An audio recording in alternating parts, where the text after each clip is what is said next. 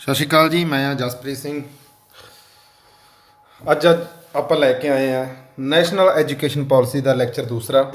ਮੈਂ ਤੁਹਾਨੂੰ ਇੱਕ ਵਾਰੀ ਦੱਸ ਦਿੰਦਾ ਕਿ ਸਿਲੇਬਸ ਤੇ ਥੋੜਾ ਜਿਹਾ ਆਪਾਂ ਧਿਆਨ ਮਾਰ ਲਈਏ ਕਿ ਜਿਹੜਾ ਆਪਣਾ ਟੌਪਿਕ ਚੱਲ ਰਿਹਾ ਉਹ ਚੱਲ ਰਿਹਾ ਜੀ knowledge of service and program children 0 ਤੋਂ ਲੈ ਕੇ 6 ਸਾਲ ਤੱਕ ਦਾ। ਇਹ ਜਿਹੜਾ ਆਪਣਾ ਟੌਪਿਕ ਚੱਲ ਰਿਹਾ ਜੀ, ਠੀਕ ਹੈ। ਉਸ ਤੋਂ ਬਾਅਦ ਸੈਕੰਡ ਟੌਪਿਕ ਚਲਾਵਾਂਗੇ pre primary education new policy ਵਾਲਾ।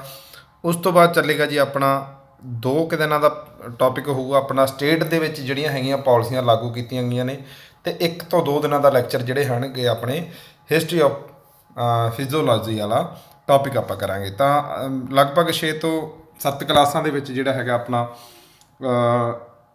ਨੈਸ਼ਨਲ ਐਜੂਕੇਸ਼ਨ ਪਾਲਿਸੀ ਜਿਹੜੀ ਹੈਗੀ ਆ ਕੰਪਲੀਟ ਹੋ ਜੂਗੀ। ਤਾਂ ਇਹ ਹੈ ਵੀ ਸੈਸ਼ਨ ਨੂੰ ਜ਼ਰੂਰ ਸਾਰੇ ਹੈਂਡਲ ਕਰਿਆ ਕਰੋ। ਮੈਂ ਤੁਹਾਡਾ ਬਹੁਤ ਹੀ ਧੰਨਵਾਦ ਕਰਨਾ ਚਾਹੁੰਦਾ ਕਿ ਤੁਸੀਂ ਸੈਸ਼ਨ ਨੂੰ ਵੱਧ ਤੋਂ ਵੱਧ ਲਾਈਕ ਕੀਤਾ, ਸ਼ੇਅਰ ਕੀਤਾ ਅਤੇ ਬਹੁਤ ਵਧੀਆ ਰਿਸਪੌਂਸ ਮਿਲਿਆ ਸੈਸ਼ਨ ਦਾ। ਅਤੇ ਇਹ ਜਿਹੜਾ ਹੈਗਾ ਉਸੇ ਸਿਲੇਬਸ ਦੇ ਅਕੋਰਡਿੰਗ ਹੀ ਆਪਾਂ ਜਿਹੜਾ ਹੈਗਾ ਆਪਣੀ ਤਿਆਰੀ ਸਟਾਰਟ ਕਰਾਂਗੇ। ਵੱਧਦੇ ਅੱਜ ਸੈਸ਼ਨ ਦੇ ਵੱਲ। ਸਭ ਤੋਂ ਪਹਿਲਾਂ ਦੇਖਦੇ ਹਾਂ ਜੀ, ਉਹੀ ਹੈ ਆਪਣਾ ਰਾਸ਼ਟਰੀ ਸਿੱਖਿਆ ਨੀਤੀ 2020 ਦਾ ਜਿਹੜਾ ਸੈਕੰਡ ਟੌਪਿਕ ਜਿਹੜਾ ਰਹਿੰਦਾ ਸੀਗਾ, ਆਪਾਂ ਉਸ ਨੂੰ ਲੈ ਕੇ ਚੱਲਦੇ ਹਾਂ ਕਿਹੜੀਆਂ ਕਿਹੜੀਆਂ ਚੀਜ਼ਾਂ ਆਪਣੀਆਂ ਜਿਹੜੀਆਂ ਅੱਗੇ ਕਰਨੀਆਂ ਨੇ।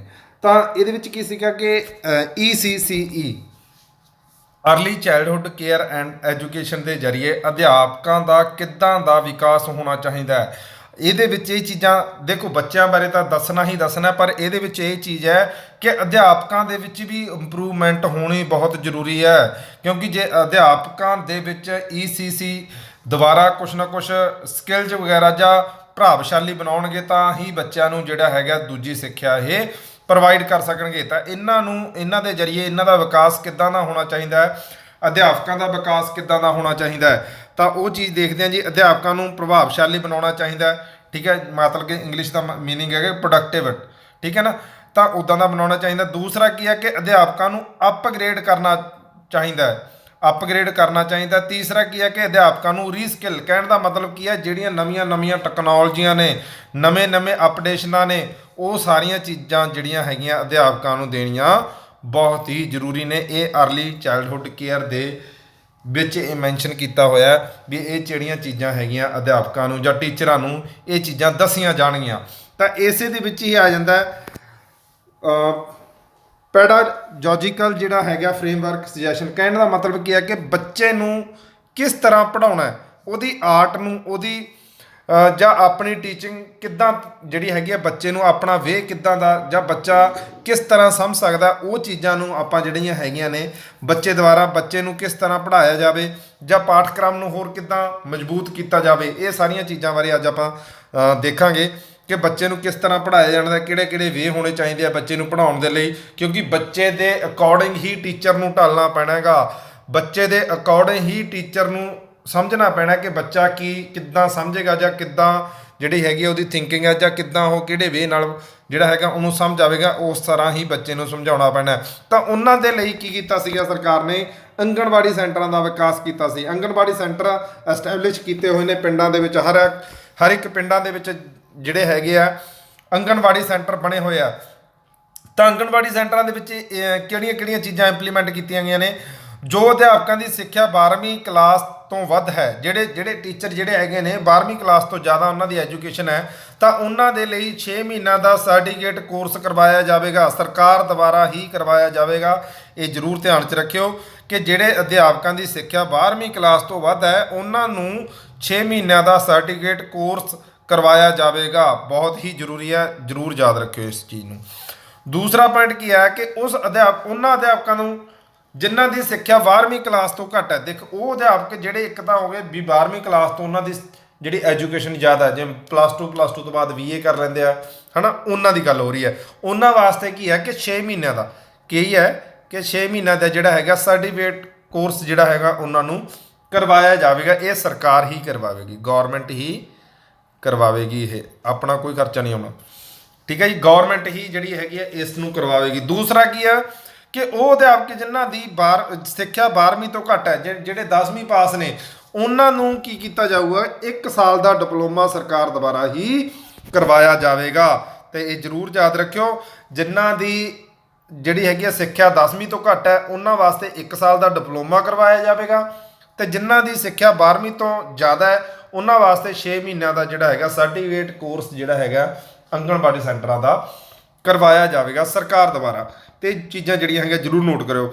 ਭਾਰਤ ਵਿੱਚ ਜਿੰਨੇ ਵੀ ਆਂਗਣਵਾੜੀ ਸੈਂਟਰ ਨੇ ਉਹਨਾਂ ਨੂੰ ਭਾਰਤ ਦੇ ਜਿੰਨੇ ਵੀ ਆਂਗਣਵਾੜੀ ਸੈਂਟਰ ਹੈਗੇ ਨੇ ਉਹਨਾਂ ਦੇ ਅਧਿਆਪਕਾਂ ਨੂੰ ਕੀ ਕੀਤਾ ਜਾਊਗਾ, DTH ਦੇ ਰਾਹੀਂ ਟ੍ਰੇਨਿੰਗ ਦਿੱਤੀ ਜਾਊਗੀ। DTH ਦਾ ਫੁੱਲ ਫਾਰਮ ਤੁਹਾਨੂੰ ਦੱਸ ਦਿੰਦਾ ਜੀ, ਤਾਂ ਜ਼ਰੂਰ ਲਿਖੋ। ਡਾਇਰੈਕਟ ਟੂ ਹੋਮ, ਇੱਥੇ ਲਿਖ ਲਓ ਡਾਇਰੈਕਟ ਟੂ ਹੋਮ। ਭਾਰਤ ਵਿੱਚ ਜਿੰਨੇ ਵੀ ਆਂਗਣਵਾੜੀ ਸੈਂਟਰ ਨੇ ਉਹਨਾਂ ਨੂੰ, ਠੀਕ ਹੈ, ਉਹਨਾਂ ਦੇ ਅਧਿਆਪਕਾਂ ਨੂੰ, ਇੱਥੇ ਅਧਿਆਪਕ ਪਾਉਣਾ ਸੀਗਾ ਜੀ, ਉਹਨਾਂ ਦੇ ਅਧਿਆਪਕਾਂ ਨੂੰ DTH ਦੇ ਰਾਹੀਂ ਕੀ ਕੀਤਾ ਜਾਊਗਾ, ਟ੍ਰੇਨਿੰਗ ਪ੍ਰੋਵਾਈਡ ਕੀਤੀ ਜਾਊਗੀ। ਡਾਇਰੈਕਟ ਟੂ ਹੋਮ, ਘਰ ਬੈਠਿਆਂ ਨੂੰ ਹੀ ਉਹਨਾਂ ਨੂੰ ਕੀ ਕੀਤਾ ਜਾਊਗਾ ਜੀ, ਟ੍ਰੇਨਿੰਗ ਦਿੱਤੀ ਜਾਵੇਗੀ। ਅੱਗੇ ਕੀ ਆ, ਭਾਰਤ ਸਰਕਾਰ ਦੁਆਰਾ ਜ਼ਿਲ੍ਹੇ ਵਾਈਜ਼ ਅਤੇ ਏਰੀਆ ਵਾਈਜ਼, ਦੇਖੋ ਜਿੰਨੇ ਵੀ ਇੱਕ ਜ਼ਿਲ੍ਹੇ ਜਾਂ ਇੱਕ ਏਰੀਆ ਜਿਹੜਾ ਹੈਗਾ ਡਿਵਾਈਡ ਕੀਤਾ ਹੁੰਦਾ ਜੀ, ਜਿਹੜਾ ਜਿੰਨੇ ਵੀ ਆਂਗਣਵਾੜੀ ਸੈਂਟਰ ਨੇ ਉਹਨਾਂ ਦਾ ਇੱਕ ਜ਼ਿਲ੍ਹੇ ਵਾਈਜ਼ ਜਾਂ ਏਰੀਆ ਵਾਈਜ਼ ਕਲਸਟਰ ਬਣੇ ਹੁੰਦੇ ਨੇ। ਕਹਿਣ ਦਾ ਮਤਲਬ ਕੀ ਹੈ ਕਿ ਭਾਰਤ ਸਰਕਾਰ ਦੁਆਰਾ ਜ਼ਿਲ੍ਹੇ ਵਾਈਜ਼ ਅਤੇ ਏਰੀਆ ਵਾਈਜ਼ ਕਲਸਟਰ ਰਿਸੋਰਸ ਸੈਂਟਰਾਂ ਰਾਹੀਂ ਕਾਫੀ ਸਾਰੇ ਅਧਿਆਪਕਾਂ ਨੂੰ ਉੱਥੇ ਟ੍ਰੇਨਿੰਗ ਦਿੱਤੀ ਜਾਵੇਗੀ। ਆਪਣੇ ਐਜੂਕੇਸ਼ਨ ਡਿਪਾਰਟਮੈਂਟ ਦੇ ਵਿੱਚ ਵੀ ਇੱਦਾਂ ਹੁੰਦਾ ਹੈ ਕਿ ਕਾਫੀ ਜਿਹੜੇ ਹੈਗੇ ਆ ਆਪਣੀ ਕੀ ਹੁੰਦੀ ਹੈਗੀ, ਟ੍ਰੇਨਿੰਗ ਲੱਗਦੀ ਹੁੰਦੀ ਹੈ ਨਾ। ਤਾਂ ਬੱਚਿਆਂ ਨੂੰ ਨਵੀਆਂ ਜਿਹੜੀਆਂ ਐਕਟੀਵਿਟੀਜ਼ ਕਰਵਾਉਣ ਵਾਸਤੇ ਜਾਂ ਨਵੀਆਂ ਜਿਹੜੀਆਂ ਅਪਡੇਸ਼ਨ ਕਰਵਾਉਣ ਵਾਸਤੇ ਆਪਾਂ ਨੂੰ ਉੱਚ ਅਧਿਕਾਰੀਆਂ ਦੁਆਰਾ ਕੀ ਕੀਤਾ ਜਾਂਦਾ, ਆਪਣੀ ਟ੍ਰੇਨਿੰਗ ਲਗਾਈ ਜਾਂਦੀ ਹੈ ਉੱਥੇ। ਤਾਂ ਕੈਂਪ ਲਗਾਏ ਜਾਂਦੇ, ਪੰਜਾਬੀ ਦਾ ਮਤਲਬ ਕੀ ਹੈ ਵੀ ਕੈਂਪ ਲਗਾਏ ਜਾਂਦੇ ਨੇ। ਤਾਂ ਉਹਨਾਂ ਕੈਂਪਾਂ ਨੂੰ ਬਣਾਉਣ ਦੇ ਲਈ ਜਾਂ ਉਹਨਾਂ ਕੈਂਪਾਂ ਨੂੰ ਲਗਾਉਣ ਦੇ ਲਈ ਆਂਗਣਵਾੜੀ ਸੈਂਟਰਾਂ ਨੇ ਵੀ ਕੀ ਕੀਤਾ ਗਾ, ਕਹਿੰਦੇ ਵੀ ਜ਼ਿਲ੍ਹੇ ਵਾਈਜ਼ ਜਾਂ ਏਰੀਆ ਵਾਈਜ਼ ਇੱਦਾਂ ਦੇ ਇੱਕ ਜਗ੍ਹਾ ਚੁਆਇਸ ਕੀਤੀ ਜਾਊਗੀ ਜਿੱਥੇ ਕੀ ਕੀਤਾ ਜਾਊਗਾ, ਸਾਰੇ ਅਧਿਆਪਕਾਂ ਨੂੰ ਉੱਥੇ ਕੀ ਕੀਤਾ ਜਾਊਗਾ, ਸਾਰੇ ਅਧਿਆਪਕਾਂ ਦਾ ਕੈਂਪ ਲਗਾਇਆ ਜਾਵੇਗਾ।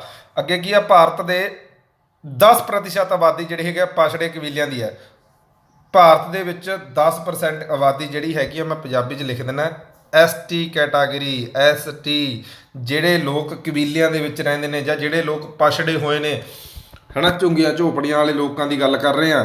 ਤਾਂ ਭਾਰਤ ਦੇ ਵਿੱਚ 10% ਆਬਾਦੀ ਜਿਹੜੀ ਹੈਗੀ ਆ ਪਛੜੇ ਕਬੀਲਿਆਂ ਦੀ ਹੈ। ਉਹਨਾਂ ਦੇ ਬੱਚਿਆਂ ਨੂੰ ਪੜ੍ਹਾਉਣ ਦੇ ਲਈ ਆਸ਼ਰਮਸ਼ਾਲਾ ਬਣਾਈਆਂ ਜਾਣਗੀਆਂ। ਇਹ ਸਰਕਾਰ ਦਾ ਨਿਊ ਪਾਲਿਸੀ ਦੇ ਵਿੱਚ ਜਿਹੜਾ ਹੈਗਾ ਇਹ ਨੀਤੀ ਲਿਆਤੀ ਗਈ ਹੈ ਕਿ ਜਿਹੜੀ ਭਾਰਤ ਦੇ ਵਿੱਚ ਜਿੰਨੇ ਵੀ ਕਬੀਲੇ ਦੇ ਰਹਿੰਦੇ ਨੇ, ਦੇਖੋ ਉਹਨਾਂ ਦੇ ਬੱਚੇ ਕੀ ਹੁੰਦਾ ਹੈਗਾ, ਪੜ੍ਹ ਨਹੀਂ ਸਕਦੇ, ਠੀਕ ਹੈ ਨਾ, ਕਿਉਂਕਿ ਉਹ ਟੱਪਰੀਵਾਸ, ਇੱਕ ਤਾਂ ਟੱਪਰੀਵਾਸ ਲੋਕ ਹੁੰਦੇ ਨੇ, ਇੱਕ ਤੋਂ ਥਾਂ ਤੋਂ ਲੈ ਕੇ ਦੂਜੀ ਥਾਂ ਤੇ ਜਿੱਥੇ ਉਹਨਾਂ ਨੂੰ ਰੁਜ਼ਗਾਰ ਪੈਦਾ ਹੁੰਦਾ ਉੱਥੇ ਚਲੇ ਜਾਂਦੇ ਨੇ। ਉਹਨਾਂ ਦੇ ਬੱਚਿਆਂ ਨੂੰ ਪੜ੍ਹਾਉਣ ਦੇ ਲਈ, ਉਹਨਾਂ ਦੇ ਬੱਚਿਆਂ ਨੂੰ ਐਜੂਕੇਸ਼ਨ ਦੇ ਨਾਲ ਜੋੜਨ ਦੇ ਲਈ ਉਹਨਾਂ ਨੂੰ ਕੀ ਕੀਤਾ ਗਿਆ ਜੀ, ਉਹਨਾਂ ਦੇ ਲਈ ਪਾਠਸ਼ਾਲਾ ਬਣਾਈਆਂ ਜਾਣਗੀਆਂ। ਇਹ ਆਸ਼ਰਮਸ਼ਾਲਾ ਜੀ, ਇਹ ਆਸ਼ਰਮਸ਼ਾਲਾ ਬਣਾਈਆਂ ਜਾਣਗੀਆਂ। ਇਸ ਆਸ਼ਰਮਸ਼ਾਲਾ ਦੇ ਵਿੱਚ ਬੱਚਿਆਂ ਨੂੰ ਪ੍ਰੀ ਪ੍ਰਾਇਮਰੀ ਸਿੱਖਿਆ ਦਿੱਤੀ ਜਾਵੇਗੀ। ਕਹਿਣ ਦਾ ਮਤਲਬ ਕੀ ਹੈ ਕਿ ਸਕੂਲਾਂ ਦੇ ਵਿੱਚ ਜਾਣ ਤੋਂ ਪਹਿਲਾਂ ਇਹਨਾਂ ਆਸ਼ਰਮਸ਼ਾਲਾ ਦੇ ਵਿੱਚ ਕੀ ਕੀਤਾ ਜਾਊਗਾ, ਬੱਚੇ ਨੂੰ ਤਰਾਸ਼ਿਆ ਜਾਊਗਾ ਤੇ ਫਿਰ ਹੀ ਕੀ ਕੀਤਾ ਜਾਊਗਾ, ਸਕੂਲਾਂ ਦੇ ਵਿੱਚ ਭੇਜਿਆ ਜਾਊਗਾ। ਉਹ ਬਹੁਤ ਹੀ ਮੇਨ ਇੰਪੋਰਟੈਂਟ ਪੁਆਇੰਟ ਹੈ ਕਿ ਜਿਹੜਾ ਹੈਗਾ ਬੱਚਾ ਜਿਹੜਾ ਹੈਗਾ ਪਹਿਲਾਂ ਉਹਨੂੰ ਸਿਖਾਇਆ ਜਾਵੇਗਾ, ਪੜ੍ਹਾਈ ਦਾ ਤਰੀਕਾ ਸਿਖਾਇਆ ਜਾਵੇਗਾ, ਰਹਿਣ ਸਹਿਣ ਦਾ, ਬੈਠਣ ਦਾ, ਬੋਲਣ ਦਾ ਤਰੀਕਾ ਸਿਖਾਇਆ ਜਾਵੇਗਾ। ਤਾਂ ਉਸ ਤੋਂ ਬਾਅਦ ਕੀ ਕੀਤਾ ਜਾਵੇਗਾ, ਉਹਨਾਂ ਨੂੰ ਪ੍ਰੀ ਪ੍ਰਾਇਮਰੀ ਜਾਂ ਉਸ ਤੋਂ ਬਾਅਦ ਕੀ ਕੀਤਾ ਜਾਊਗਾ, ਸਕੂਲਾਂ ਦੇ ਵਿੱਚ ਉਹਨਾਂ ਨੂੰ ਭੇਜ ਦਿੱਤਾ ਜਾਊਗਾ। ਤਾਂ ਇਹਨਾਂ ਚੀਜ਼ਾਂ ਨੂੰ ਕੀ ਹੈ ਕਿ ਇਹਨਾਂ ਚੀਜ਼ਾਂ ਵਾਸਤੇ ਅਰਲੀ ਚਾਈਲਡਹੁੱਡ ਕੇਅਰ ਨੇ ਇੱਕ ਪਾਠਕ੍ਰਮ ਤਿਆਰ ਕੀਤਾ ਹੈ। ਉਹ ਪਾਠਕ੍ਰਮ ਕੌਣ ਤਿਆਰ ਕਰੇਗਾ ਜਾਂ ਉਹ ਕਿਸ ਦੀ ਜ਼ਿੰਮੇਵਾਰੀ ਹੈ, ਇਹ ਸਭ ਦੀ ਤਿਆਰ ਕਰਨ ਦੀ ਜ਼ਿੰਮੇਵਾਰੀ ਕਿਹਦੀ ਹੋਵੇਗੀ? ਤਾਂ ਇਹ ਸਭ ਦੀ ਤਿਆਰ ਕਰਨ ਦੀ ਜ਼ਿੰਮੇਵਾਰੀ ਕਿਹਦੀ ਹੋਵੇਗੀ ਜੀ, ministry of human resource development ਦੀ ਹੋਵੇਗੀ। ਇਹ ਸਭ ਦੀ ਤਿਆਰ ਕਰਨ ਦੀ ਜਿਹੜੀ ਹੈਗੀ ਹੈ, ਇਹ ਪੰਜਾਬੀ 'ਚ ਲਿਖ ਲਓ, ministry of human resource development ਨੂੰ ਕੀ ਕਹਿੰਦੇ ਨੇ, ਮਨੁੱਖੀ ਸਰੋਤਾਂ ਦਾ ਵਿਕਾਸ ਮਿਨਿਸਟਰੀ, ਮਨੁੱਖੀ ਸਰੋਤਾਂ ਦੇ ਵਿਕਾਸ ਲਈ ਮਿਨਿਸਟਰੀ, ਠੀਕ ਹੈ ਜੀ। ਮੈਂ ਪੰਜਾਬੀ 'ਚ ਦੇਖਦਾ ਜੀ ਲਿਖਿਆ ਗਿਆ, ਮਨੁੱਖੀ ਸਰੋਤਾਂ ਦੇ ਵਿਕਾਸ ਲਈ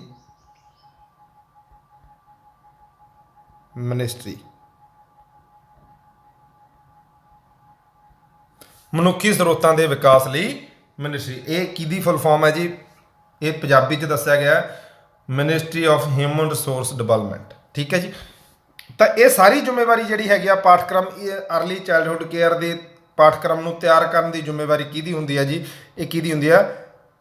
MHRD ਮਿਨਿਸਟਰੀ ਦੀ ਹੁੰਦੀ ਆ। ਹੁਣ ਜੇ ਤੁਹਾਨੂੰ ਪੁੱਛਿਆ ਜਾਵੇ ਵੀ MHRD ਮਿਨਿਸਟਰੀ ਦਾ ਮਿਨਿਸਟਰ ਕੌਣ ਹੈ, ਤਾਂ ਕੁਝ ਵੀ ਪੁੱਛ ਸਕਦੇ ਆ। ਦੇਖੋ ਇਹ ਨਾ ਦੇਖਿਓ ਵੀ ਇਹ ਚੀਜ਼ਾਂ ਨਹੀਂ ਪੁੱਛਣਗੇ, ਆਪਾਂ ਨੂੰ ਮਿਨਿਸਟਰ ਵੀ ਯਾਦ ਰੱਖਣੇ ਆ, ਕਿਹੜਾ ਕਿਹੜਾ ਮਿਨਿਸਟਰ ਕਿਹੜੀ ਕਿਹੜੀ ਜਿਹੜੀ ਹੈਗੀ ਆ ਮਿਨਿਸਟਰੀ ਨੂੰ ਡੀਲ ਕਰਦਾ। ਤਾਂ ਉਹ ਹੈ ਜੀ ਰਮੇਸ਼ ਪੁਖਰਿਆਲ। ਰਮੇਸ਼ ਪੁਖਰਿਆਲ।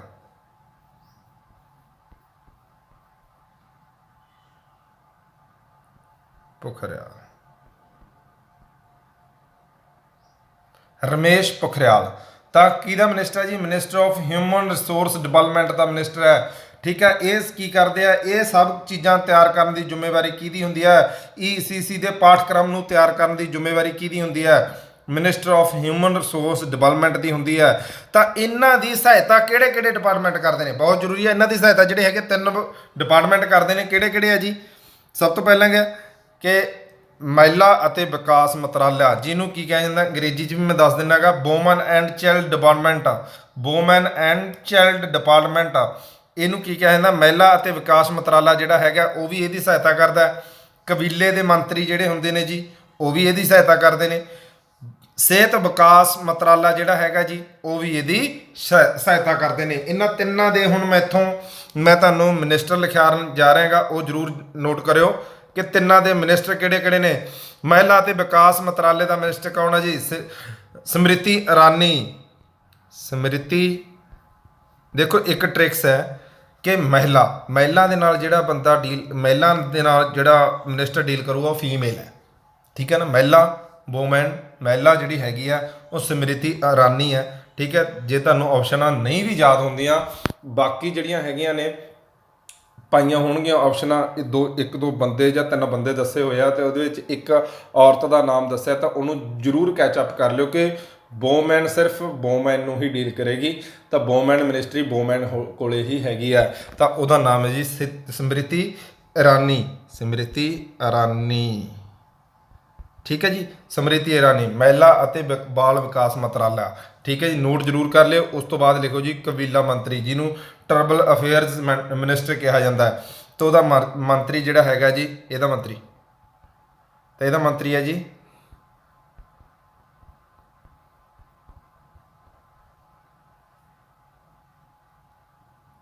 ਅਰਜੁਨ ਮੰਡਾਲਾ।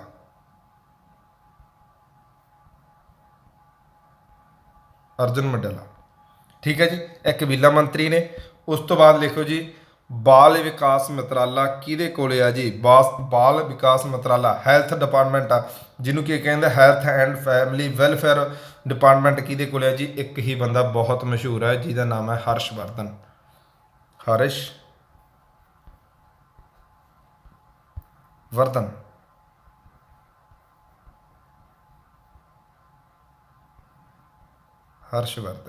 ਠੀਕ ਹੈ ਜੀ, ਇਹ ਤਿੰਨਾਂ ਦੇ 4 ਦੇ ਮੈਂ ਤੁਹਾਨੂੰ ਡਿਪਾਰਟਮੈਂਟਾਂ ਦੇ ਮਿਨਿਸਟਰ ਜ਼ਰੂਰ ਦੱਸਿਆ। ਇਹ ਜਿਹੜੇ ਹੈਗੇ ਆ, ਸਭ ਤੋਂ ਪਹਿਲਾਂ ਕੀ ਹੈ ਕਿ ਮੈਂ ਦੁਬਾਰਾ ਦੱਸ ਦਿੰਦਾ, ECC ਜਿਹੜਾ early childhood care and education ਪਾਠਕ੍ਰਮ ਹੈ ਉਹਨੂੰ ਤਿਆਰ ਕਰਨ ਦੀ ਜ਼ਿੰਮੇਵਾਰੀ ਕਿਹਦੀ ਹੁੰਦੀ ਹੈ? ਤਾਂ ਜ਼ਿੰਮੇਵਾਰੀ ਹੋਊਗੀ ਜੀ ਆਪਣੀ MHRD ਮਿਨਿਸਟਰ ਦੀ। ਤਾਂ MHRD ਮਿਨਿਸਟਰ ਨੂੰ ਠੀਕ ਹੈ ਸਹਾਇਤਾ ਕਿਹੜੇ ਜਿਹੜੇ ਹੈਗੇ ਆ ਮੰਤਰਾਲਾ ਕਰਦੇ ਨੇ? ਤਾਂ ਉਹ ਕਰੂਗਾ ਜੀ ਮਹਿਲਾ ਅਤੇ ਬਾਲ ਵਿਕਾਸ ਮੰਤਰਾਲਾ, ਦੂਜਾ ਕਰੂ ਕਬੀਲਾ ਮੰਤਰੀ ਵਾਲੇ ਜਿਹੜੇ ਮੰਤਰਾਲਾ ਨੇ, ਚੌਥਾ ਕਰੂ ਤੀਜਾ ਜਿਹੜਾ ਹੈਗਾ ਸਿਹਤ ਬਾਲ ਵਿਕਾਸ ਮੰਤਰਾਲਾ। ਇਹਨਾਂ ਦੀ ਸਹਾਇਤਾ ਕਰਨਗੇ। ਠੀਕ ਹੈ ਜੀ, ਪਾਠਕ੍ਰਮ ਨੂੰ ਤਿਆਰ ਕਰਨ ਦੇ ਲਈ। ਚਲੋ ਜੀ ਅੱਗੇ ਵਧਦੇ ਹਾਂ। ਬੱਚਿਆਂ ਲਈ ਸੇਵਾਵਾਂ ਅਤੇ ਕਾਰਜਕਾਲ 0 ਤੋਂ 6 ਸਾਲ ਦੇ ਬੱਚਿਆਂ ਲਈ ਕਿਹੜੀਆਂ ਚੀਜ਼ਾਂ ਮਹੱਤਵਪੂਰਨ ਹੋਣਗੀਆਂ, ਜਾਂ ਉਹਨਾਂ ਦਾ ਕੀ ਕਾਰਜਕਾਲ ਹੋਵੇਗਾ, ਕਾਰਜਕਾਲ ਕੀ ਹੋਵੇਗਾ, ਬੱਚਿਆਂ ਨੂੰ ਕਿਹੜੀਆਂ ਸੇਵਾਵਾਂ ਪ੍ਰਦਾਨ ਕੀਤੀਆਂ ਜਾਣਗੀਆਂ। ਠੀਕ ਹੈ ਨਾ, ਉਹ ਚੀਜ਼ ਦੇਖਦੇ ਹਾਂ। ਅਰਲੀ ਚਾਈਲਡਹੁੱਡ ਕੇਅਰ ਦਾ ਮੁੱਖ ਟੀਚਾ ਇਹ ਹੈ ਕਿ ਬੱਚਿਆਂ ਦੇ ਮਾਨਸਿਕ ਵਿਕਾਸ, ਭਾਵਨਿਕ ਵਿਕਾਸ ਅਤੇ ਸਰੀਰਕ ਦਾ ਵਿਕਾਸ ਕਰਨਾ ਹੈ। ਪਹਿਲੀ ਗੱਲ ਤਾਂ ਇਹ ਹੈ early childhood care and education ਦਾ ਕਿ ਬੱਚਾ ਜਿਹੜਾ ਹੈਗਾ ਉਹਦਾ ਮਾਨਸਿਕ ਵਿਕਾਸ ਵੀ ਹੋਵੇ, ਭਾਵਨਿਕ ਵਿਕਾਸ ਵੀ ਹੋਵੇ ਅਤੇ ਸਰੀਰਕ ਦਾ ਵਿਕਾਸ ਵੀ ਹੋਣਾ ਚਾਹੀਦਾ ਹੈ। ਇਹ ਕਿਹਦਾ ਟੀਚਾ ਹੈਗਾ? ਅਰਲੀ ਚਾਈਲਡਹੁੱਡ ਕੇਅਰ ਦਾ ਹੈਗਾ।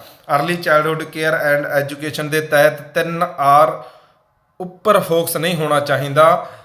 ਜ਼ਿਆਦਾ ਜਿਹੜਾ ਜ਼ੋਰ ਖੇਡਣ ਅਤੇ ਗਤੀਵਿਧੀਆਂ ਦੇ ਐਕਟੀਵਿਟੀਜ਼ ਐਂਡ ਪਲੇ ਦੇ ਉੱਪਰ ਹੋਣਾ ਚਾਹੀਦਾ। ਕਹਿਣ ਦਾ ਮਤਲਬ 3R ਫੋਕਸ ਕਿਹੜੀ ਚੀਜ਼ਾਂ ਤੇ ਨਹੀਂ ਹੋਣਾ ਚਾਹੀਦਾ। 3R ਫੋਕਸ ਕਹਿਣ ਦਾ ਮਤਲਬ ਕੀ ਹੈ ਕਿ ਤੁਸੀਂ ਰੱਟਾ ਨਹੀਂ ਮਰਵਾਉਣਾ, ਰੀਡਿੰਗ, ਰਾਈਟਿੰਗ ਐਂਡ ਅਰਥਮੈਟਿਕ। ਠੀਕ ਹੈ, ਕਹਿਣ ਦਾ ਮਤਲਬ ਇਹਨੂੰ ਕੀ ਕਹਿੰਦੇ ਆ 3R ਫੋਕਸ। ਬੱਚੇ ਨੂੰ ਰੱਟੇ ਨਹੀਂ ਮਰਵਾਉਣੇ, ਬੱਚੇ ਨੂੰ ਐਕਟੀਵਿਟੀਜ਼ ਦੇ ਥਰੂ ਦੱਸਣਾ ਹੈਗਾ, ਬੱਚੇ ਨੂੰ ਪਲੇ ਦੇ ਥਰੂ ਦੱਸਣਾ ਹੈਗਾ। ਠੀਕ ਹੈ ਨਾ, ਤਾਂ ਇਸ ਨੂੰ ਕੀ ਕਿਹਾ ਜਾਂਦਾ ਹੈ 3R ਉੱਪਰ ਫੋਕਸ ਨਹੀਂ ਹੋਣਾ ਚਾਹੀਦਾ। ਤਾਂ ਜ਼ਰੂਰ ਯਾਦ ਰੱਖਿਓ ਕਿ ਬੱਚੇ ਨੂੰ ਕੀ ਹੈ ਕਿ ECC ਦੇ ਤਹਿਤ 3R ਉੱਪਰ ਫੋਕਸ ਨਹੀਂ ਹੋਣਾ ਚਾਹੀਦਾ। ਜ਼ਿਆਦਾਤਰ ਫੋਕਸ ਕੀ ਤੇ ਹੋਣਾ ਚਾਹੀਦਾ, ਐਕਟੀਵਿਟੀ ਤੇ, ਪਲੇ ਤੇ। ਠੀਕ ਹੈ, ਜਾਂ ਜਿੰਨੀਆਂ ਵੀ ਗਤੀਵਿਧੀਆਂ ਜਿਹੜੀਆਂ ਹੈਗੀਆਂ ਬੱਚਾ ਐਕਟੀਵਿਟੀ ਕਰਕੇ ਜਾਂ ਪਲੇ ਕਰਕੇ ਸਿੱਖਦਾ, ਉਹਨਾਂ ਦੂਜਾ ਕਿਤਾਬਾਂ ਦੇ ਵਿੱਚੋਂ ਪੜ੍ਹ ਕੇ ਨਹੀਂ ਸਿੱਖਦਾ। ਤਾਂ 3R ਫੋਕਸ ਦਾ ਮਤਲਬ ਕੀ ਸੀਗਾ, ਰੀਡਿੰਗ, ਰਾਈਟਿੰਗ ਅਤੇ ਅਰਥਮੈਟਿਕ ਦੇ ਉੱਪਰ ਜ਼ੋਰ ਨਹੀਂ ਦੇਣਾ ਚਾਹੀਦਾ। ਆਂਗਣਵਾੜੀ ਅਤੇ ਬਾਲ ਵਾਟਿਕਾ ਸੈਂਟਰ, ਕਹਿਣ ਦਾ ਮਤਲਬ ਕੀ ਹੈ ਕਿ ਜਿਹੜੇ ਆਪਣੇ ਪਿੰਡਾਂ ਦੇ ਵਿੱਚ ਜਿਹੜਾ ਜਾਂ ਸ਼ਹਿਰਾਂ ਦੇ ਵਿੱਚ ਜ਼ਿਆਦਾਤਰ ਹੁੰਦੇ ਨੇ ਆਂਗਣਵਾੜੀ ਸੈਂਟਰ ਤੇ ਬਾਲ ਵਾਟਿਕਾ ਸੈਂਟਰ, ਉਹਨਾਂ ਵਿੱਚ ਕਿਹੜੀਆਂ ਕਿਹੜੀਆਂ ਚੀਜ਼ਾਂ ਦਾ ਪ੍ਰਬੰਧ ਹੋਣਾ ਚਾਹੀਦਾ। ਕਹਿੰਦਾ ਇਹਨਾਂ ਸੈਂਟਰਾਂ ਦੇ ਵਿੱਚ ਬੱਚਿਆਂ ਲਈ ਹਰ ਪ੍ਰਬੰਧ ਹੋਣਾ ਚਾਹੀਦਾ, ਜਿਵੇਂ ਕਿ ਟੀਕਾਕਰਨ, ਸਹੀ ਸਮੇਂ ਦੇ ਉੱਪਰ ਖਾਣਾ ਪੀਣਾ, ਬਿਮਾਰੀਆਂ ਤੋਂ ਬਚਾਉਣ ਲਈ ਉਪਾਅ ਅਤੇ ਚੰਗਾ ਵਾਤਾਵਰਨ ਹੋਣਾ ਚਾਹੀਦਾ। ਜਿਹੜਾ ਆਪਣਾ ਦੇਖੋ, ਇੱਕ ਜਦੋਂ ਬੱਚਾ ਜਨਮ ਲੈਂਦਾ, ਬੱਚਾ ਜਨਮ ਲੈਣ ਤੋਂ ਬਾਅਦ ਬੱਚੇ ਦਾ ਟੀਕਾਕਰਨ ਹੁੰਦਾ ਹੈਗਾ। ਠੀਕ ਹੈ ਜੀ, ਉਹ ਟੀਕਾਕਰਨ ਕਿੱਥੇ ਕਰਵਾਇਆ ਜਾਂਦਾ ਹੈ, ਤਾਂ ਉਹ ਟੀਕਾਕਰਨ ਆਂਗਣਵਾੜੀ ਸੈਂਟਰਾਂ ਜਾਂ ਬਾਲ ਵਾਟਿਕਾ ਸੈਂਟਰਾਂ ਦੇ ਵਿੱਚ ਕਰਵਾਇਆ ਜਾਂਦਾ। ਤਾਂ ਉਹ ਸਾਰੀਆਂ ਚੀਜ਼ਾਂ, ਖਾਣ ਪੀਣ ਦਾ ਦੇਖੋ, ਜਦੋਂ ਬੱਚੇ ਦਾ ਜਨਮ ਹੁੰਦਾ ਤਾਂ ਉਹਦਾ ਬੱਚੇ ਦਾ ਰਾਸ਼ਨ ਜਿਹੜਾ ਹੈਗਾ ਸਰਕਾਰ ਦੁਆਰਾ ਭੇਜਿਆ ਜਾਂਦਾ ਹੈ। ਠੀਕ ਹੈ ਨਾ, ਉਹ ਸਾਰਾ ਬਾਕੀ ਸਾਰਾ ਖਾਣ ਪੀਣ ਦਾ ਜਿਹੜਾ ਹੈਗਾ ਧਿਆਨ ਉਹਨਾਂ ਦੁਆਰਾ ਦੱਸਿਆ ਜਾਂਦਾ, ਇਹ ਚੀਜ਼ਾਂ ਬੱਚੇ ਨੂੰ ਦੇਣੀਆਂ, ਇਹ ਚੀਜ਼ਾਂ ਬੱਚੇ ਨੂੰ ਨਹੀਂ ਦੇਣੀਆਂ। ਬਿਮਾਰੀਆਂ ਤੋਂ ਬਚਾਉਣ ਲਈ ਬੱਚੇ ਨੂੰ ਉਪਾਅ ਦੱਸੇ ਜਾਂਦੇ ਨੇ, ਤੇ ਚੰਗਾ ਵਾਤਾਵਰਨ ਜਿਹੜਾ ਹੋਣਾ ਚਾਹੀਦਾ। ਇਹ ਚੀਜ਼ਾਂ ਸਾਰੀਆਂ ਆਂਗਣਵਾੜੀ ਸੈਂਟਰਾਂ ਦੇ ਵਿੱਚ ਦੱਸੀਆਂ ਜਾਂਦੀਆਂ ਨੇ। ECC ਦੇ ਅਨੁਸਾਰ ਸਾਨੂੰ ਇਹ ਪਤਾ ਲੱਗਿਆ ਹੈ ਕਿ ਜੋ ਬੱਚਾ ਕੁਝ ਵੀ ਸਿੱਖਦਾ ਉਸ ਦੇ ਵਿੱਚ, ਤਾਂ ਜੋ ਵੀ ਸਿੱਖਦਾ ਜਾਂ ਕਿਰਿਆ ਐਕਟੀਵਿਟੀ ਕਰਦਾ, ਉਹ ਕੁਝ ਦੇਖ। ਕਹਿਣ ਦਾ ਮਤਲਬ ਕੀ ਹੈ, ਬੱਚਾ ਸਭ ਤੋਂ ਵੱਧ ਜਿਹੜੀਆਂ ਮੂਵਮੈਂਟ ਸਿੱਖਦਾ ਉਹ ਕਿਸੇ ਦੀ ਨਕਲ ਕਰਨਾ ਸਿੱਖਦਾ ਹੁੰਦਾ। ਮੈਂ ਪੰਜਾਬੀ ਦਾ ਇੱਕ ਲੈਕਚਰ ਲਾਇਆ ਸੀ, ਪੰਜਾਬੀ ਭਾਸ਼ਾ ਦੇ ਵਿੱਚ ਇਹ ਚੀਜ਼ਾਂ ਦੱਸੀਆਂ ਸੀਗੀਆਂ ਕਿ ਬੱਚਾ ਸਭ ਤੋਂ ਪਹਿਲਾਂ ਕੀ ਸਿੱਖਦਾ, ਇੱਕ ਤਾਂ ਮਾਤਰ ਭਾਸ਼ਾ ਸਿੱਖਦਾ, ਆਪਣੇ ਜਿਹੜੇ ਪਰਿਵਾਰ ਦੇ ਵਿੱਚ ਭਾਸ਼ਾ ਬੋਲੀ ਜਾਣ ਵਾਲੀ ਹੈ, ਸਭ ਤੋਂ ਪਹਿਲਾਂ ਉਹ ਭਾਸ਼ਾ ਜਿਹੜਾ ਹੈਗਾ ਬੱਚਾ ਸਭ ਤੋਂ ਪਹਿਲਾਂ ਸਿੱਖਦਾ ਹੈਗਾ। ਦੂਸਰਾ ਕੀ ਹੈ ਕਿ ਬੱਚਾ ਕੀ ਹੈ, ਕਿਸੇ ਦੀ ਨਕਲ ਕਰਨਾ ਸਿੱਖਦਾ ਹੈ। ਬੱਚਾ ਕੀ ਹੈ, ਆਪਾਂ ਜੋ ਵੀ ਚੀਜ਼ਾਂ ਕਰਦੇ ਆ, ਜਿੰਨਾ ਵੀ ਆਪਾਂ ਚੀਜ਼ਾਂ, ਕੋਈ ਵੀ ਐਕਟੀਵਿਟੀ ਕਰਾਂਗੇ ਤਾਂ ਬੱਚਾ ਉਸ ਐਕਟੀਵਿਟੀ ਨੂੰ ਕਰਕੇ ਦੇਖੇਗਾ। ਤਾਂ ਸਭ ਤੋਂ ਕੀ ਹੈ ਕਿ ECC ਦੇ ਅਨੁਸਾਰ ਬੱਚਾ ਜੋ ਵੀ ਸਿੱਖਦਾ ਹੈ ਆਪਣੀਆਂ ਕਿਰਿਆਵਾਂ ਜਾਂ ਐਕਟੀਵਿਟੀ ਦੇ ਦੇਖਣ ਤੇ ਹੀ ਸਿੱਖਦਾ ਹੈ। ਤਾਂ ਉਸ ਤੋਂ ਬਾਅਦ ਕੀ ਹੈ ਕਿ ਭਾਰਤ ਵਿੱਚ ECC ਨੂੰ ਹੋਰ ਮਜ਼ਬੂਤ ਕਰਨ ਲਈ ਕੀ ਕੁਝ ਕਰਨਾ ਚਾਹੀਦਾ। ਤਾਂ ਇਹਨੂੰ ਮਜ਼ਬੂਤ ਕਰਨ ਲਈ ਹੋਰ ਕਿਹੜੇ ਜਿਹੜੀਆਂ ਹੈ ਆਪਾਂ ਨੂੰ ਪ੍ਰਬੰਧ ਕਰਨੇ ਚਾਹੀਦੇ ਆ।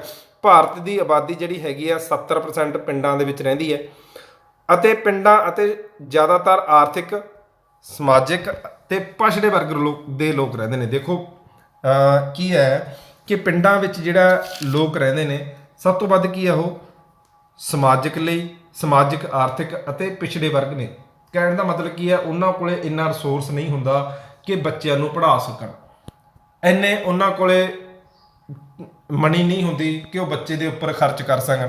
ਠੀਕ ਹੈ, ਇਹ ਸਾਰੀਆਂ ਚੀਜ਼ਾਂ ਨੂੰ ਦੇਖਦੇ ਹੋਏ ECC ਨੇ ਕੀ ਕੀਤਾ, ਇਹ ਉਹਨਾਂ ਜਗ੍ਹਾ ਦੇ ਉੱਪਰ ਜਿੱਥੇ ਪਛੜਾਪਣ ਹੈ, ਜਿੱਥੇ ਆਰਥਿਕ ਸਮੱਸਿਆ, ਜਿੱਥੇ ਸਮਾਜਿਕ ਸਮੱਸਿਆ, ਉੱਥੇ ਉਹਨਾਂ ਚੀਜ਼ਾਂ ਨੂੰ ਉੱਥੇ ਕੀ ਕੀਤਾ ਜਾਊਗਾ, ECC ਨੂੰ ਲਾਗੂ ਕੀਤਾ ਜਾਊਗਾ। Early childhood care and education ਨੂੰ ਉੱਥੇ ਉਹ ਜਗ੍ਹਾ ਦੇ ਉੱਪਰ ਲਾਗੂ ਕੀਤਾ ਜਾਵੇਗਾ ਜਿੱਥੇ ਇਹ ਚੀਜ਼ਾਂ ਜਿਹੜੀਆਂ ਹੈਗੀਆਂ ਜ਼ਿਆਦਾ ਸਮਾਜਿਕ ਅਤੇ ਆਰਥਿਕ ਪਛੜੇਪਣ ਨੇ।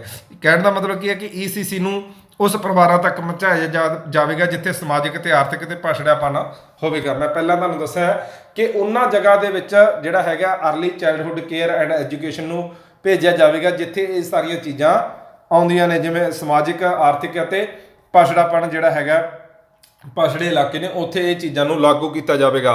ECC ਦੇ ਤਾਲਮੇਲ ਹੋਣਾ ਬਹੁਤ ਜ਼ਰੂਰੀ ਹੈ। ਕੇਂਦਰ ਸਰਕਾਰ ਅਤੇ ਰਾਜ ਸਰਕਾਰ ਦੁਆਰਾ ਕੋਈ ਵੀ ਯੋਜਨਾ ਬਣਾਈ ਜਾਂਦੀ ਹੈ, ਉਹਨਾਂ ਨੂੰ ਪਿੰਡਾਂ ਅਤੇ ਸ਼ਹਿਰਾਂ ਵਿੱਚ ਲਾਗੂ ਕਰਵਾਇਆ ਜਾਵੇਗਾ। ਮੋਸਟ ਇੰਪੋਰਟੈਂਟ ਕੁਐਸਚਨ ਬਣਦਾ ਜੀ ਇੱਥੋਂ।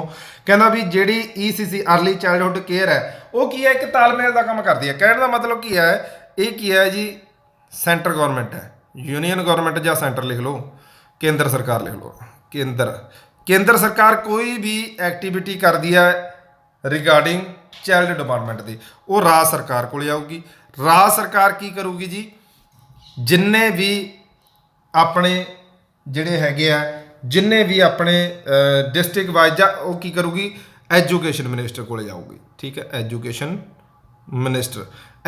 ਮਿਨਿਸਟਰ ਦੇ ਥੱਲੇ ਕੀ ਹੁੰਦਾ ਜੀ, BPO, ਠੀਕ ਹੈ, PO, ਇਹ ਸਾਰਿਆਂ ਕੋਲ ਜਾਊਗੀ। ਉਹ ਸਾਰੇ ਕੀ ਕਰਨਗੇ, ਆਪਣੇ ਜਿੰਨੇ ਵੀ ਸੰਬੰਧਿਤ ਅਫਸਰ ਹੋਣਗੇ ਆਂਗਨਵਾੜੀ ਦੇ ਸੁਪਰਵਿਜ਼ਨ ਦੇ ਲੱਗੇ ਹੋਣਗੇ ਉਹਨਾਂ ਕੋਲੇ ਜਾਵੇਗੀ। ਉਹ ਕੀ ਕਰਨਗੇ, ਉਹਨਾਂ ਦੇ ਟੀਚਰਾਂ ਨੂੰ ਅੱਗੇ ਜਾ ਕੇ ਉਹ ਚੀਜ਼ਾਂ ਗਾਈਡ ਕਰਨਗੇ। ਕਹਿਣ ਦਾ ਮਤਲਬ ਕੀ ਹੈ, ECC ਇੱਕ ਤਾਲਮੇਲ ਦੇ ECC ਦੇ ਵਿੱਚ ਇੱਕ ਤਾਲਮੇਲ ਹੋਣਾ ਬਹੁਤ ਜ਼ਰੂਰੀ ਹੈ। ਇੱਕ ਤਾਲਮੇਲ ਦਾ ਕੰਮ ਕਰਦਾ ਹੈ। ਜੇਕਰ ਕਹਿੰਦਾ ਕੋਈ ਸੈਂਟਰ ਸਰਕਾਰ ਦੁਆਰਾ ਕੋਈ ਵੀ ਯੋਜਨਾ ਲਾਗੂ ਕੀਤੀ ਜਾਂਦੀ ਆ, ਉਹ ਕਿਹਦੇ ਕੋਲੇ ਜਾਊਗੀ ਜੀ, ਰਾਜ ਸਰਕਾਰ ਕੋਲੇ ਜਾਊਗੀ। ਤੇ ਉਹ ਰਾਜ ਸਰਕਾਰ ਕੋਲ ਯੋਜਨਾ ਜਾਣ ਤੋਂ ਬਾਅਦ ਉਹ ਸਾਰੀ ਯੋਜਨਾਵਾਂ ਨੂੰ ਕੀ ਕਰੂਗੀ, ਪਿੰਡਾਂ ਤੇ ਸ਼ਹਿਰਾਂ ਦੇ ਵਿੱਚ ਲਾਗੂ ਕਰਵਾਊਗੀ। ਉਹ ਜ਼ਿੰਮੇਵਾਰੀ ਕਿਹਦੀ ਹੋਊਗੀ, ਰਾਜ ਸਰਕਾਰ ਦੀ ਹੋਊਗੀ, ਇੱਕ ਸਟੇਟ ਸਰਕਾਰ ਦੀ ਹੋਊਗੀ। ਕਿਉਂਕਿ ਕੇਂਦਰ ਸਰਕਾਰ ਆਪਣੀ ਕੋਈ ਵੀ ਯੋਜਨਾ ਲਾਂਚ ਕਰਨਾ ਚਾਹੁੰਦੀ ਹੈ ਜਾਂ ਸ਼ੁਰੂ ਕਰਨਾ ਚਾਹੁੰਦੀ ਹੈ, ਉਸ ਸੈਂਟਰ ਸਰਕਾਰ ਨੂੰ ਕਹਿੰਦੀ ਹੈ ਵੀ ਆਹ ਪਿੰਡਾਂ ਦੇ ਵਿੱਚ ਜਾ ਕੇ ਇਹ ਯੋਜਨਾ ਨੂੰ ਲਾਂਚ ਕੀਤਾ ਜਾਵੇ। ਤਾਂ ਉਹ ਜਿਹੜੀ ਯੋਜਨਾ ਹੈਗੀ ਆ ਪਿੰਡਾਂ ਦੇ ਵਿੱਚ ਪਹੁੰਚਾਉਣ ਦਾ ਕੰਮ ਕੌਣ ਕਰੂਗੀ, ਜਿਹੜੀ ਹੈਗੀ ਆ ਸਟੇਟ ਸਰਕਾਰ ਕਰੂਗੀ। ਕੋਈ ਕਿਸੇ ਰਾਜ ਦੀ ਸਟੇਟ ਸਰਕਾਰ ਜ਼ਰੂਰ ਕਰਵਾਏਗੀ। ਤਾਂ ਇਹ ਲਾਗੂ ਹੋਣ ਤੋਂ ਜਦੋਂ ਉਸ ਤੋਂ ਬਾਅਦ ਜਦੋਂ ਉਹ ਕੋਈ ਵੀ ਯੋਜਨਾ ਲਾਗੂ ਹੁੰਦੀ ਹੈ, ਉਹ ਲਾਗੂ ਹੁੰਦੀ ਹੈ ਜਾਂ ਨਹੀਂ ਹੁੰਦੀ, ਉਹਦਾ ਧਿਆਨ ਰੱਖਣ ਦੇ ਲਈ ਇੱਕ ਸੁਪਰਵਿਜ਼ਨ ਤਿਆਰ ਕੀਤੀ ਜਾਵੇਗੀ, ਇੱਕ ਸੁਪਰਵਿਜ਼ਨ ਟੀਮ ਤਿਆਰ ਕੀਤੀ ਜਾਵੇਗੀ। ਉਹ ਦੇਖੇਗੀ ਕਿ ਇੱਥੇ ਉਹ ਚੀਜ਼ਾਂ ਇੰਪਲੀਮੈਂਟ ਹੋਈਆਂ ਨੇ ਕਿ ਨਹੀਂ ਹੋਈਆਂ। ਉਹ ਸਾਰੀਆਂ ਚੀਜ਼ਾਂ ਦੇਖਣ ਵਾਸਤੇ ਇੱਕ ਸਰਕਾਰ ਦੁਆਰਾ ਸੁਪਰਵਿਜ਼ਨ ਕਰਨਾ ਬਹੁਤ ਜ਼ਰੂਰੀ ਹੈ। ਉਹ ਕੋਈ ਵੀ ਯੋਜਨਾ ਲਾਗੂ ਹੋਣ, ECC ਲਾਗੂ ਹੋਈ ਜਾਂ ਨਹੀਂ, ਇਸ ਦਾ ਪਤਾ ਕਰਨ ਲਈ ਸਰਕਾਰ ਦੁਆਰਾ ਸੁਪਰਵਿਜ਼ਨ ਕਰਨਾ ਬਹੁਤ ਜ਼ਰੂਰੀ ਹੈ। ਇੱਥੇ ECC ਲਿਖ ਲਿਓ ਜੀ, ECC ਲਾਗੂ ਹੋਈ ਜਾਂ ਨਹੀਂ, ਇਸ ਦਾ ਪਤਾ ਕਰਨ ਲਈ ਸਰਕਾਰ ਦੁਆਰਾ ਇੱਕ ਸੁਪਰਵਿਜ਼ਨ ਕਰਨਾ ਬਹੁਤ ਜ਼ਰੂਰੀ ਆ। ਉਹ ਚੀਜ਼ਾਂ ਦੇਖੇਗੀ ਕਿ ਇਹ ਚੀਜ਼ਾਂ ਜਿਹੜੀਆਂ ਹੈਗੀਆਂ ਵੀ ਜਿਹੜੇ ਅਫਸਰ ਹੈ ਜਿਹੜੇ ਉਹ ਲਾਗੂ ਕਰ ਰਹੇ ਆ ਕਿ ਨਹੀਂ ਕਰ ਰਹੇ। ਜੋ ਅਧਿਆਪਕ 0 ਤੋਂ 6 ਸਾਲ ਦੇ ਬੱਚਿਆਂ ਨੂੰ ਪੜ੍ਹਾਉਂਦੇ ਹਨ, ਉਹਨਾਂ ਦੇ ਸਮੇਂ-ਸਮੇਂ ਤੇ ਕੀ ਕੀਤਾ ਜਾਊਗਾ, ਇਹਨਾਂ ਦੁਆਰਾ ਟ੍ਰੇਨਿੰਗ ਪ੍ਰੋਵਾਈਡ ਕੀਤੀ ਜਾਊਗੀ। ਜੋ ਅਧਿਆਪਕ 0 ਤੋਂ 6 ਸਾਲ ਦੇ, ਦੇਖੋ ਜਿਹੜੇ ਜਿੰਨੇ ਵੀ ਵਲੰਟੀਅਰ ਨੇ, ਇਹਨਾਂ ਨੂੰ ਸਾਰਿਆਂ ਨੂੰ ਪਤਾ ਹੈ ਕਿ ਸਾਲ ਬਾਅਦ ਆਪਣਾ ਕੀ ਲੱਗਦੇ ਰਹਿੰਦੇ ਨੇ, ਕੈਂਪ ਲੱਗਦੇ ਰਹਿੰਦੇ ਨੇ। ਉਸ ਕੈਂਪਾਂ ਦੇ ਵਿੱਚ ਕੀ ਆ, ਨਵੀਆਂ ਅਪਡੇਸ਼ਨਾਂ, ਨਵੇਂ ਤਰੀਕੇ ਜਿਹੜੇ ਹੈਗੇ ਆਪਾਂ ਨੂੰ ਦੱਸੇ ਜਾਂਦੇ ਨੇ। ਇਹ ਚੀਜ਼ਾਂ ਨੂੰ ਇੱਦਾਂ ਇੰਪਲੀਮੈਂਟ ਕਰਨਾ, ਬੱਚੇ ਨੂੰ ਇਹ ਐਕਟੀਵਿਟੀਜ਼ ਕਰਾਉਣੀਆਂ, ਇਹ ਐਕਟੀਵਿਟੀਜ਼ ਨਹੀਂ ਕਰਾਉਣੀਆਂ। ਉਹ ਸਾਰੀਆਂ ਚੀਜ਼ਾਂ ਕੀ ਆ ਕਿ ਅਧਿਆਪਕਾਂ ਨੂੰ ਜਿਹੜੇ ਬੱਚਿਆਂ ਨੂੰ 0 ਤੋਂ ਲੈ ਕੇ 6 ਸਾਲ ਤੱਕ ਪੜ੍ਹਾਉਂਦੇ ਨੇ, ਉਹਨਾਂ ਬੱਚਿਆਂ ਨੂੰ ਉਹਨਾਂ ਟੀਚਰਾਂ ਨੂੰ ਕੀ ਕੀਤਾ ਜਾਊਗਾ, ਸਮੇਂ-ਸਮੇਂ ਤੇ ਟ੍ਰੇਨਿੰਗ ਦਿੱਤੀ ਜਾਊਗੀ। ਉਸ ਤੋਂ ਬਾਅਦ ਆਉਂਦਾ ਹੈਗਾ ਕਿ NGO, ਨੌਨ ਗਵਰਨਮੈਂਟ ਆਰਗੇਨਾਈਜੇਸ਼ਨ। ਕੁਛ ਆਰਗੇਨਾਈਜੇਸ਼ਨਾਂ ਨੇ, ਕੁਛ ਸਰਕਾਰੀ ਸੰਸਥਾ ਵੀ ਨੇ, ਸੰਸਥਾਵਾਂ ਵੀ ਨੇ, ਤੇ ਕੁਛ ਕੀ ਹੈ, ਗੈਰ ਸਰਕਾਰੀ ਵੀ ਨੇ। ਕਹਿਣ ਦਾ ਮਤਲਬ, ਇੱਕ ਤਾਂ ਸਰਕਾਰ ਦੁਆਰਾ ਸੰਸਥਾ ਸ਼ੁਰੂ ਕੀਤੀ ਜਾਂਦੀ ਹੈ, ਇੱਕ ਕੀ ਹੁੰਦਾ ਕਿਸੇ ਪਾਰਟੀਕੂਲਰ ਬੰਦਿਆਂ ਦੁਆਰਾ ਜਾਂ ਕਿਸੇ ਕਾਫੀ ਸਾਰੇ ਬੰਦੇ ਰਲ ਕੇ ਕੀ ਕਰਦੇ ਆ, ਉਹਨੂੰ ਕੀ ਕਰਦੇ ਆ, ਸ਼ੁਰੂ ਕਰਦੇ ਆ। ਕਿ ਪ੍ਰਾਈਵੇਟ ਸੰਸਥਾ ਜਾਂ ਕੋਈ ਇੱਦਾਂ ਦਾ ਲਾ ਲਓ ਕਿ ਪ੍ਰਾਈਵੇਟ ਕੁਝ ਲੋਕ ਇਕੱਠੇ ਹੋ ਕੇ ਇੱਕ ਕੀ ਬਣਦੇ ਆ, ਕਲੱਬ ਵਗੈਰਾ ਬਣਾਉਂਦੇ ਆ। ਉਹ ਕਲੱਬ ਕੀ ਕਰਦੇ ਆ, ਲੋਕਾਂ ਦੀ, ਬੱਚਿਆਂ ਨੂੰ ਕੀ ਕਰਦੇ ਆ, ਸਿੱਖਿਆ ਪ੍ਰੋਵਾਈਡ ਕਰਨ ਵਾਸਤੇ ਸਹਾਇਤਾ ਕਰਦੇ ਆ।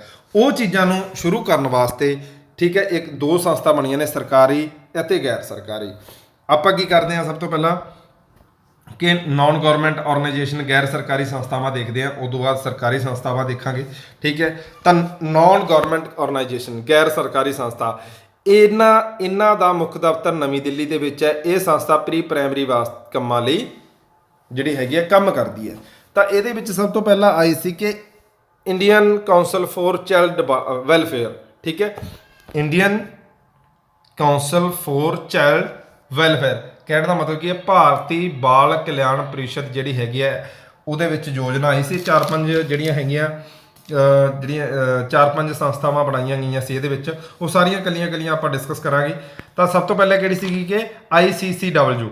ਤਾਂ ਇਹਦੇ ਵਿੱਚ ਭਾਰਤ ਦੀ ਸਭ ਤੋਂ ਵੱਡੀ ਗੈਰ ਸਰਕਾਰੀ ਸੰਸਥਾ ਸੀਗੀ। ਜੇ ਤੁਹਾਨੂੰ ਪੁੱਛਿਆ ਜਾਵੇ ਪੇਪਰ ਦੇ ਵਿੱਚ, ਭਾਰਤ ਦੇ ਵਿੱਚ ਸਭ ਤੋਂ ਵੱਡੀ ਗੈਰ ਸਰਕਾਰੀ ਸੰਸਥਾ ਕਿਹੜੀ ਹੈ? ਤਾਂ ਤੁਸੀਂ ਜ਼ਰੂਰ ਦੱਸੋਗੇ ਕਿ ICCW ਹੈ। ਠੀਕ ਹੈ, ਇਹਦੀ ਫੁੱਲ ਫਾਰਮ ਜ਼ਰੂਰ ਯਾਦ ਰੱਖਿਓ, Indian council for child welfare. ਇਹਦੀ ਸਥਾਪਨਾ ਜਿਹੜੀ ਹੈਗੀ ਹੈ 1952 ਦੇ ਵਿੱਚ ਕੀਤੀ ਗਈ ਸੀ। ਇਹਦਾ ਨਿਰਮਾਣੀ ਸਥਾਪਨਾ ਕਰ ਲਓ ਜੀ, ਇੱਥੇ ਸਥਾਪਨਾ ਜਿਹੜੀ ਹੈਗੀ ਹੈ ਕਦੋਂ ਹੋਈ ਸੀ? 1952 ਦੇ ਵਿੱਚ ਹੋਈ ਸੀ। ਇਹਦਾ ਨਿਰਮਾਣ ਕਿਹੜੇ ਬੰਦਿਆਂ ਦੁਆਰਾ ਕੀਤਾ ਗਿਆ ਸੀ? ਤਾਂ ਇਹਦਾ ਨਿਰਮਾਣ ਕੀਤਾ ਗਿਆ ਸੀਗਾ ਇੰਦਰਾ ਗਾਂਧੀ। ਤਾਂ ਇਹਦਾ ਨਿਰਮਾਣ ਸੀ ਇੰਦਰਾ ਗਾਂਧੀ, GS ਪਾਠਕ, ਸ਼੍ਰੀਮਤੀ ਰਕਸ਼ਾ ਸ਼ਰਨ, ਨੀਲਾ ਦਾਸ ਦੁਆਰਾ ਇਹਦਾ ਨਿਰਮਾਣ ਕਰਵਾਇਆ ਗਿਆ ਸੀ। ਇਹ ਕੁਝ ਬੰਦਿਆਂ ਨੇ ਮਿਲ ਕੇ ਕੀ ਕੀਤਾ ਗਿਆ ਸੀਗਾ? ICCW ਦਾ ਕੀ ਕੀਤਾ ਸੀਗਾ? ਗਠਨ ਕੀਤਾ ਗਿਆ ਸੀਗਾ। ਤੇ ਇਸ ਤੋਂ ਬਾਅਦ ਇਹਦੇ ਕੰਮ ਦੇਖ ਲੈਂਦੇ ਆ ਵੀ ਇਹ ਸੰਸਥਾ ਦੇ ਕਿਹੜੇ ਕੰਮ ਨੇ। ਤਾਂ ਉਹ ਦੇਖਦੇ ਆ ਜੀ ਕਿਹੜੇ ਕੰਮਾਂ ਵਾਸਤੇ ਇਹ ਸੰਸਥਾ ਨੂੰ ਸ਼ੁਰੂ ਕੀਤਾ ਗਿਆ ਸੀਗਾ। ਇਸ ਸੰਸਥਾ ਦਾ ਮੁੱਖ ਕੰਮ ਸੀ ਕਿ ਸਮਾਜਿਕ, ਆਰਥਿਕ ਅਤੇ ਪਛੜੇ ਲੋਕਾਂ ਦੀ ਮਦਦ ਕਰਨਾ। ਆਪਾਂ ਦੇਖਦੇ ਆ ਰਹੇ ਕਿ ਇਹ ਚੀਜ਼ਾਂ ਪਿੱਛੇ ਵੀ ਆਪਾਂ ਡਿਸਕਸ ਕੀਤੀਆਂ ਸੀਗੀਆਂ।